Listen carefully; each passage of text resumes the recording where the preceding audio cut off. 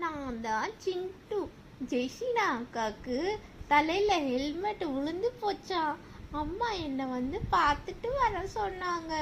நான் போய் பார்க்க போறேன். லாலி லாலோ லாலி லாலோ லாலி லாலோ லாலி லாலோ லாலி லாலோ.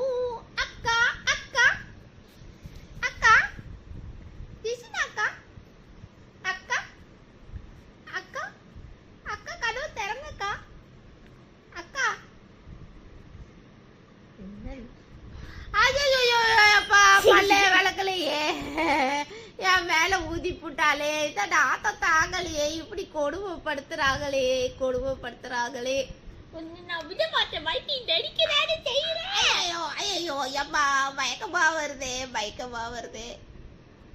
சின்ன அக்கா கிட்ட போவோம்.